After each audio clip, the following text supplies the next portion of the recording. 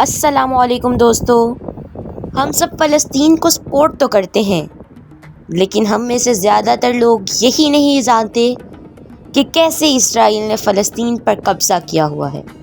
ناظرین، پہلی جنگ عظیم یعنی ورلڈ وار 1914 میں شروع ہوئی۔ اس سے پہلے فلسطین پر سلطنت عثمانیہ کی حکومت تھی۔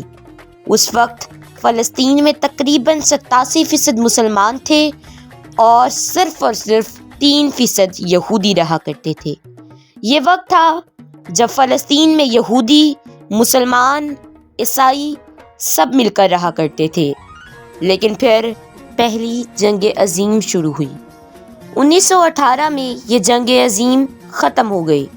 اس کے بعد برطانیہ نے فلسطین کا کنٹرول سنبھال لیا۔ یہی وہ وقت تھا جب فلسطین میں یہودیوں کی تعداد بڑھنے لگی۔ 1920 سے 1938 تک 3,20,000 یہودی بس چکے تھے۔ یہی وہ سال تھا جب اسرائیلیوں نے فلسطین پر حکومت کرنے کا ارادہ کر لیا۔ یہ سارے یہودی یورپ سے فلسطین آ رہے تھے۔ ان کا پلان یہودیوں کے لیے ایک الگ اسٹیٹ بنانے کا تھا۔ یہ لوگ فلسطین میں زرعی زمینیں خریدنا شروع ہو گئے۔ ان زمینوں پر جو فلسطین کسان کام کرتے تھے ان سے وہ چھیننے لگے، فلسطین پر اپنا قبضہ کرنے لگے۔ بہرحال فلسطین کے لوگوں کو تو یہ بات سمجھ آ گئی کہ یہودی ان کی زمینوں پر، ان کے ملک پر قبضہ کرنا چاہتے ہیں۔ اسی لیے فلسطین نے 1936 میں برطانیہ کے خلاف جنگ کا اعلان کیا، لیکن یہ کامیاب نہ ہو سکے۔ لیکن اس کے بعد برطانیہ نے یہ فیصلہ کیا کہ یہودیوں کو فلسطین میں آنے سے تھوڑا سا روکا جائے گا، لیکن ایسا کچھ بھی نہ ہو سکا۔ 1939 میں دوسری جنگ عظیم شروع ہو گئی۔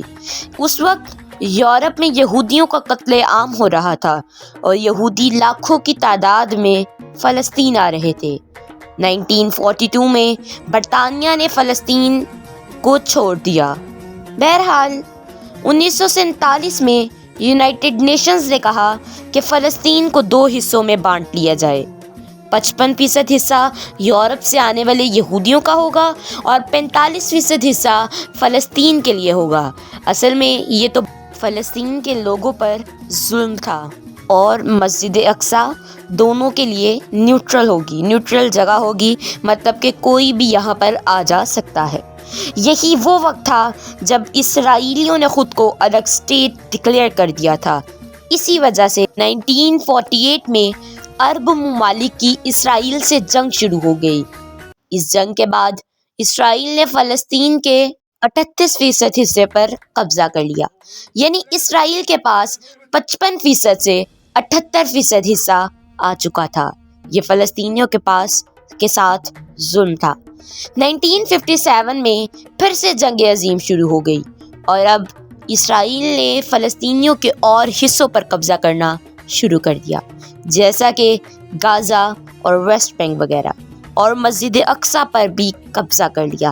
اسی لیے تو یہ کہا جاتا ہے کہ مسجد اقصیٰ آج بھی سلطان صلاح الدین ایوبی کی تلاش کر رہی ہے، کوئی آئے جو اس کو آزاد کروائے، لیکن ایسا کچھ بھی نہیں ہو رہا۔ ہم ان کو سپورٹ کرنے کی بات تو کرتے ہیں، پر ان کے لیے کوئی اقدام کچھ بھی نہیں کرتے۔ اور جیروسلم کو، مسجد اقصیٰ جہاں پر آباد تھی، اس جگہ کو اپنا کیپٹل ڈکلیئر کر دیا، اور وہاں پر جتنے بھی فلسطین کے لوگ رہتے تھے ان کو وہاں سے ان کی سٹیزن شپ کو ہٹا کر یہودیوں کو آباد کر لیا، اور کم سے کم وہاں پر 3 لاکھ یہودی آباد ہو گئے۔ اسی طرح سے یہودیوں نے فلسطین پر قبضہ کر لیا، ان کی جگہ لے لی، ان کی زمینیں ان سے چھین لی، ان سے کام کرنے کے مواقع لے لیے، ان کے اوپر ظلم و ستم کرنے لگے۔ اب تو یہ صورتحال ہے کہ وہاں پر نہ پینے کو پانی ہے اور نہ بچوں کے لیے ادویات ہیں، ان کو روز روز مارا جا رہا ہے۔ کتنے فلسطینی شہید ہو چکے ہیں، نہ ان کے لیے ادویات ہیں، نہ ان کے لیے کھانے کے لیے کچھ۔ اسرائیلیوں نے فلسطین پر زمین تنگ کر دی ہے۔ فلسطین کے بچے رو رو کر اللہ سے فریاد کرتے ہیں کہ یا اللہ قیامت کب آئے گی۔ وہ رو رو کر یہی کہتے ہیں، یا اللہ ہمیں کون بچانے آئے گا، صرف اسرائیلیوں کے ظلم سے تنگ آ کر۔ چلیے، کہانی کا خلاصہ یہ ہے کہ فلسطین میں 100 سال پہلے فلسطین ہی رہتے تھے۔ یہودی یورپ سے ان کی جگہ پر آ بسے اور فلسطینیوں کی زمینوں پر قبضہ کر لیا اور ان پر آج تک بہت ظلم کر رہے ہیں۔ کتنے ہی عورتوں، بچوں، بزرگوں کو مار چکے ہیں۔